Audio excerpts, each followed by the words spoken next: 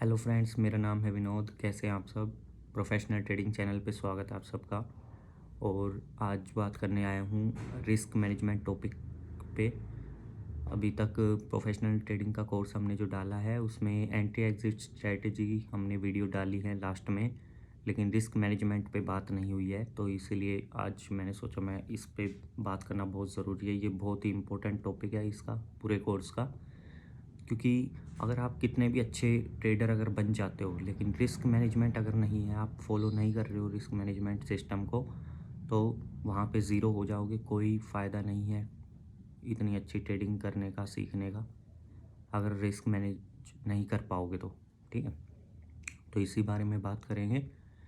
तो इसमें दो तरीके होते हैं फ्रेंड्स ट्रेडिंग के। एक तो आप लेवरेज लेके करते हो, और एक दूसरा जितना आपके पास कैपिटल है उससे करते हो। ठीक है, तो लेवरेज लेके अब मैं शेर खान के बारे में बात करता हूँ। मुझे अदर प्लेटफॉर्म की नॉलेज नहीं है।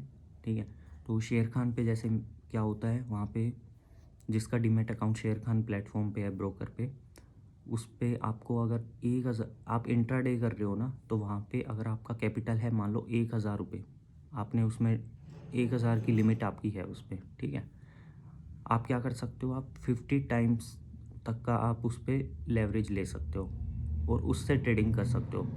अब सपोज़ करो 1,000 पे 1,000 का 50 गुना यानी 50,000।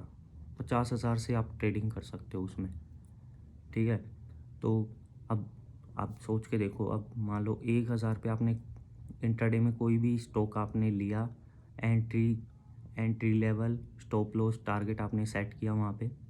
ठीक है, अब वहाँ पे मान लो आपने कितने 2% का, अगर मान लो आपने वो टारगेट लेवल सेट किया हुआ था। ठीक है, यानी कि वहाँ पर आपका जो प्रॉफिट होना था 1,000 रुपये पे, ये मान लो 1,000 पे मुश्किल से 20 रुपये के आसपास होना था आपका प्रॉफिट।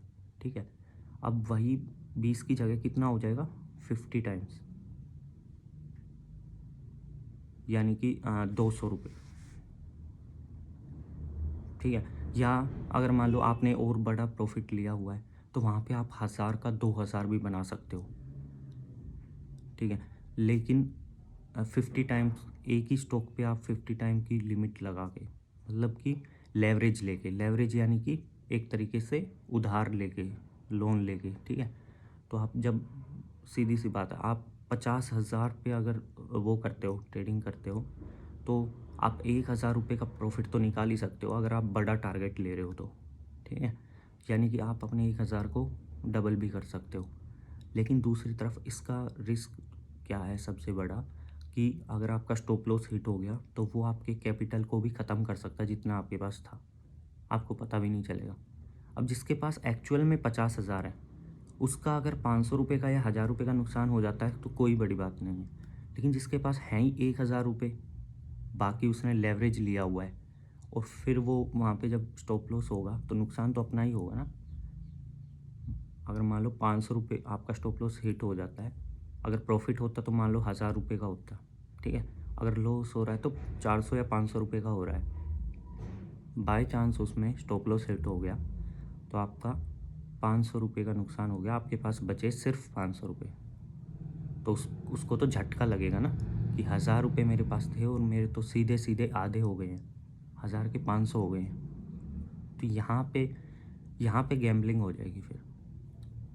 ठीक है, रिस्क मैनेजमेंट इसलिए ज़रूरी है, इसको सिस्टमेटिक तरीके से फॉलो करना इसलिए ज़रूरी है ताकि आप इसमें लॉन्ग टर्म तक अपना उसमें टिक पाओ और अच्छे से प्रॉफिट बना पाओ।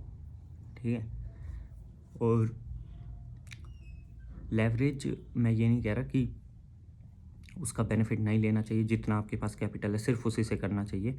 स्टार्टिंग में बिगिनर हो तो आप जितना आपके पास कैपिटल है उसी से ट्रेडिंग करो। जैसे जैसे आपको एक्सपीरियंस हो जाएगा तो आप लेवरेज लो, और लेवरेज का ठीक से यूज़ करना फिर आपको आ जाएगा। मतलब 50 टाइम्स तक का आपको मिलता है लेवरेज। तो आप किस तरीके से करोगे, मान लो 1,000 रुपये आपने डाले डीमैट अकाउंट में, तो आप उसमें पहले 1,000 तक का, मतलब उस पर 2 टाइम्स का आप लोगे लेवरेज। मतलब 1,000 का दुगना 2,000 रुपये, एक स्टॉक पे लगाए 2,000। ठीक है, अगले स्टॉक पे फिर ऐसे ही 2 टाइम्स की लिमिट ली, 2 टाइम्स के लिए एक ही बार में एक ही स्टॉक पे 50 टाइम्स की लिमिट नहीं लेनी है इंट्राडे में। और ये लेवरेज का जो बेनिफिट है ये इंट्राडे में ही ले सकते हैं। जो वीकली ट्रेडिंग है, मंथली ट्रेडिंग है, वहाँ पे आप नहीं ले सकते हो लेवरेज। वहाँ पे जितना आपके पास कैपिटल है आप उसी से कर सकते हो, ठीक है। इसीलिए इंट्राडे में लोग ज़्यादा लॉस खा जाते हैं, वो लेवरेज ज़्यादा ले लेते हैं। वीकली ट्रेडिंग और मंथली ट्रेडिंग का अगर मैं बात करूँ फ्यूचर्स एंड ऑप्शंस की, फ्यूचर्स एंड ऑप्शंस में क्या होता है, ऑप्शंस में आप जो भी ट्रेड लेते हो, जो भी स्टॉक लेते हो, वो आपका अगर आप मान लो आप होल्ड करके चल रहे हो वीकली टारगेट अचीव होने के लिए, ठीक है, 1 वीक के अंदर वो आपका ऑटो स्क्वेयर ऑफ हो जाएगा। अगर आप उसको स्क्वेयर ऑफ नहीं करते हो 1 वीक के बाद ऑटो स्क्वेयर ऑफ हो जाएगा। इसी तरीके से फ्यूचर्स में आपने जो भी स्टॉक लिया हुआ है वो आपका अगर आप स्क्वेयर ऑफ नहीं करते हो तो 1 महीना कंप्लीट होने के बाद वो आपका ऑटो स्क्वेयर ऑफ हो जाएगा, ठीक है। तो जो फ्यूचर्स एंड ऑप्शंस हैं वहाँ पे भी ज़्यादा रिस्क इसलिए होता है क्योंकि वहाँ पे भी लेवरेज प्रोवाइड करते हैं, जितने भी ब्रोकर्स होते हैं वो लेवरेज देते हैं। जैसे शेर खान है, ये मैंने आपको बताया इंट्राडे में 50 टाइम्स तक का देता है। इसी तरीके से फ्यूचर्स एंड ऑप्शंस पे भी आप लेवरेज ले सकते हो और वहाँ पे आपके पास कैपिटल है इतना और आपने लेवरेज लेके इतने पैसे से आपने वहाँ पे ट्रेडिंग की है, तो फिर रिस्क भी बड़ा होगा। प्रॉफिट बड़ा है तो रिस्क भी वहाँ पे बहुत ज़्यादा होगा, तो उसको मैनेज करना आना चाहिए। स्टार्टिंग में लेवरेज ना ही लो तो बढ़िया रहेगा। जैसे जैसे आप सीखते जाओगे तब आपको समझ में आ जाएगा कितना लेवरेज लेना चाहिए कैपिटल के हिसाब से, ठीक है। और जैसे मैंने बताया था कि अलग अलग जितने ज़्यादा स्टॉक में आपको एंट्री मिलेगी उतना ज़्यादा आपका बेनिफिट होगा, क्योंकि नेट में आप प्रॉफिट में रहोगे, ओवरऑल आप प्रॉफिट में रहोगे। और अगर आप इसको मैनेज करके चलोगे रिस्क को तो फिर कहीं भी प्रॉब्लम नहीं आएगी। रिस्क मैनेज नहीं करोगे तो फिर आप जितने ज़्यादा स्टॉक में एंट्री ले लो तब भी कोई बेनिफिट नहीं है, ठीक है फ्रेंड। तो ये फ्यूचर्स एंड ऑप्शंस के बारे में इसलिए बात नहीं करता हूँ क्योंकि मैंने उस पर प्रैक्टिस नहीं की हुई है। मैं जो इक्विटी मार्केट है उस पर प्रैक्टिस की हुई है और मैं उसी पे ट्रेडिंग करता हूँ। इंट्राडे, वीकली और मंथली। इंट्राडे के लिए टाइम नहीं लगता है इसलिए मैं नहीं कर पाता हूँ।